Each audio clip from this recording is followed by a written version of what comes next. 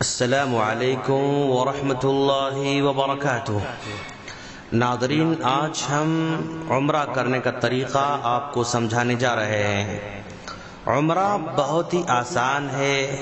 عمرہ بس 4 چیزوں کا نام ہے: احرام باندھنا، طواف کرنا، سعی کرنا اور بال کاٹنا۔ بس یوں 1 گھنٹے میں آپ کا عمرہ ادا ہو سکتا ہے۔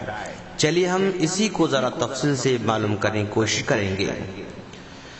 احرام باندھنے سے پہلے اگر ضرورت ہو تو بال وغیرہ کاٹ لیں اور غسل کریں اور خوشبو لگائیں، پھر احرام باندھیں۔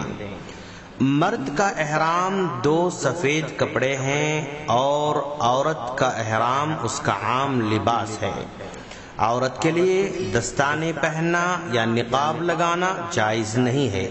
اللہ کے رسول صلی اللہ علیہ وسلم کا فرمان ہے، احرام والی عورت نہ نقاب لگائے نہ دستانے پہنے۔ یہ بخاری کی روایت ہے۔ لیکن وہ اجنبی مردوں سے اپنا چہرہ اور دونوں ہاتھ دستانے اور نقاب کے علاوہ دوسرے کپڑے سے چھپائے رکھ سکتی ہے۔ احرام کے لیے کوئی خاص نماز نہیں ہے۔ اگر فرض نماز کے بعد پہن رہا ہے تو اچھی بات ہے۔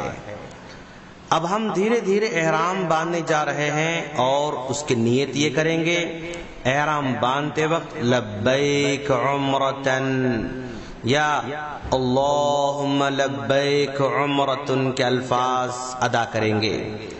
اور اگر خوف لاحق ہو یا عورتوں کے لیے ایام مخصوصہ شروع ہونے کا اندیشہ ہو تو نیت کے ساتھ یہ دعا بھی پڑھ لیں: فَإِنْ حَبَسَنِي حَابِسٌ فَمَحِلِّي حَيْثُ حَبَسْتَنِي۔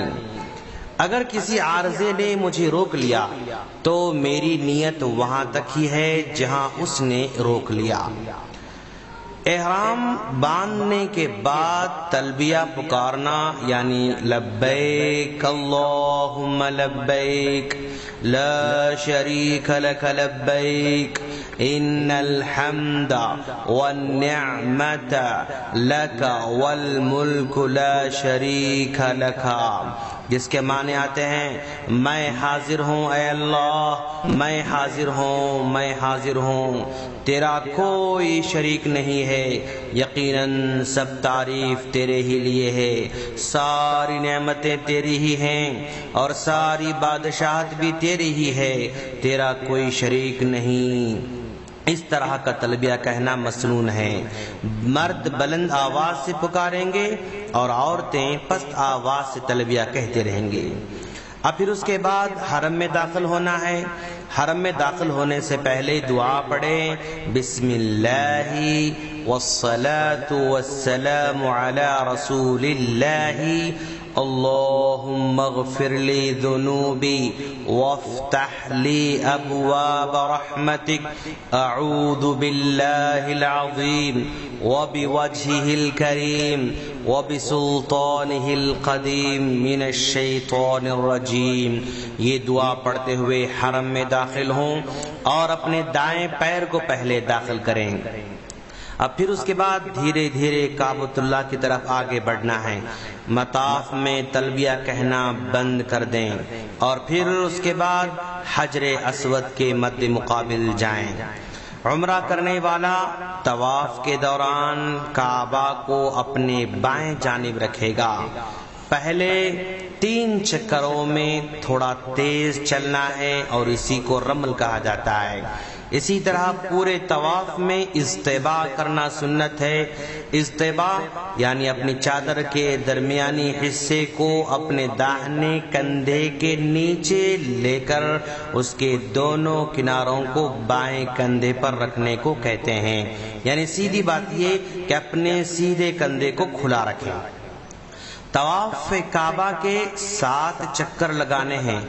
ہر چکر حجر اسود کے سامنے سے شروع ہوگا اور اسی پر ختم ہوگا۔ طواف کرنے والے کو حجر اسود کا استلام یعنی اپنے ہاتھ سے اس کو چھونا اور اس کے پاس سے گزرتے وقت اس کو بوسہ دینا مسنون ہے۔ اگر بوسہ نہ دے سکے تو اپنے ہاتھ سے اس کو چھوئے اور اپنے ہاتھ کو بوسہ دے سکتا ہے، اور اگر یہ بھی ممکن نہ ہو تو کسی چیز سے جو اس کے پاس ہو، جیسے چھڑی وغیرہ سے اس کو چھو سکتا ہے، لیکن اس چیز کو بوسہ نہ دے۔ اور اگر یہ بھی نہ ہو سکے تو دور ہی سے اپنے ہاتھ سے اس کی طرف اشارہ کرے، مگر ہاتھ کو بوسہ نہ دے۔ طواف میں حجر اسود کو چھوتے وقت یا اس کی طرف اشارہ کرتے وقت اللہ اکبر کہنا مسنون ہے۔ طواف کرنے والے کے لیے رکن یمانی کو اپنے ہاتھ سے چھونا مسنون ہے، نہ کہ بوسہ دینا۔ اگر بھیڑ کی وجہ سے اس کو چھو نہ سکے تو اشارہ نہیں کرے گا۔ حجر اسود اور رکن یمانی کے درمیان ربنا آتنا فی الدنیا حسنۃ وفی الآخرۃ حسنۃ وقنا عذاب النار، یہ پڑھنا مستحب ہے۔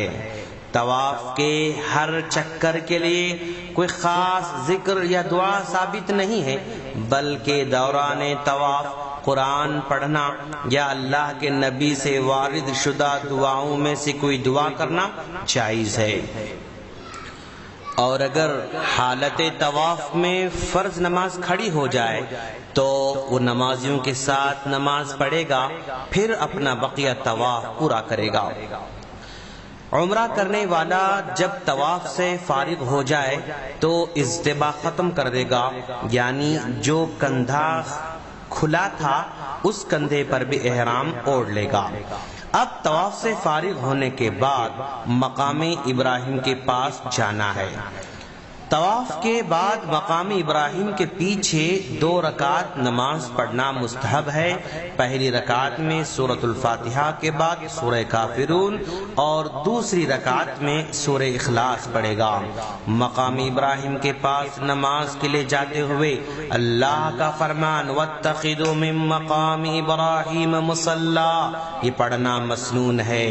اگر بھیڑ کی وجہ سے مقام ابراہیم کے پیچھے 2 رکعت پڑھنا ممکن نہ ہو تو مسجد کے کسی بھی دوسرے حصے میں پڑھ لے سکتا ہے۔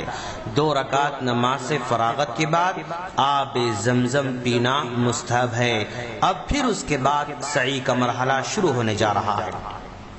سعی صفا اور مروہ کے درمیان 7 چکر لگانے کا نام ہے۔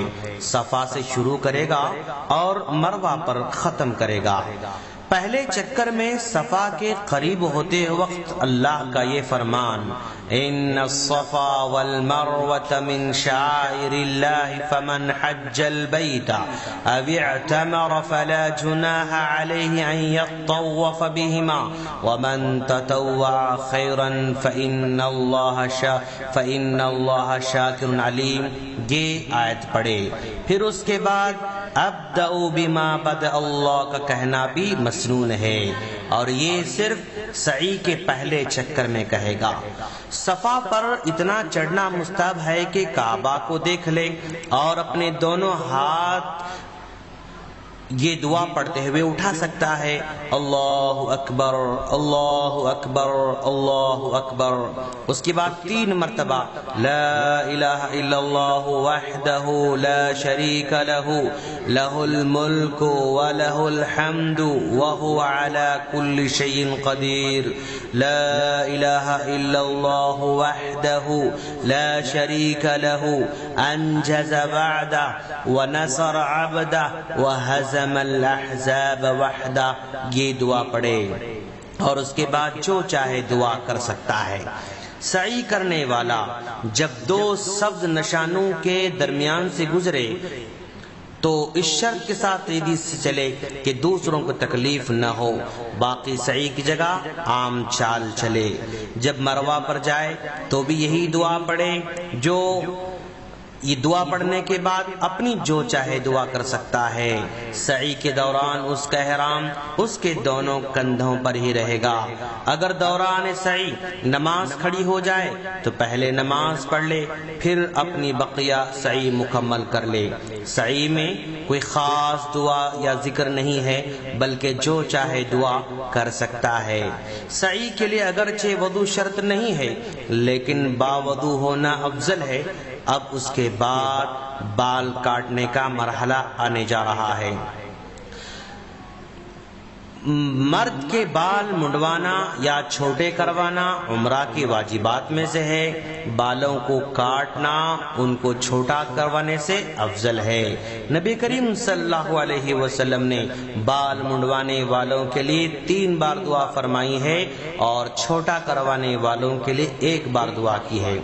سر کے تمام جانب سے پورے طور پر بال چھوٹا کرنا ضروری ہے۔ ایک طرف کے چھوٹے کرانا جبکہ دوسری طرف کے چھوڑ دینا یہ کافی نہیں ہے۔ عورت اپنے سر کے بال چھوٹے کروائے گی اور وہ اس طرح کہ اپنے بالوں کی ہر چوٹی سے انگلی کے سرے کے برابر کاٹ لے گی۔ بال منڈوا لینے یا چھوٹا کروا لینے کے بعد عمرہ کرنے والا اپنے احرام سے حلال ہو جائے گا اور اس سے اس کا عمرہ پورا ہو جائے گا۔ ہم اللہ سے دعا کرتے ہیں کہ باری تعالیٰ جو بھی عمرہ کرنے جا رہے ہیں ان کو سنت کے مطابق عمرہ کرنے کی توفیق عطا فرما، آمین۔ ناظرین، آپ جب بھی عمرہ کرنے جائیں گے تو ہمیں اپنی دعاؤں میں ضرور یاد رکھنا اور ہماری خیر کی ضرور دعائیں کرتے رہنا۔ اگر آپ کو ہماری آڈیوز ویڈیوز ڈائریکٹ چاہیے تو ہمارے اس نمبر پر ریکویسٹ بھیجیں 00913939113831۔ السلام علیکم ورحمۃ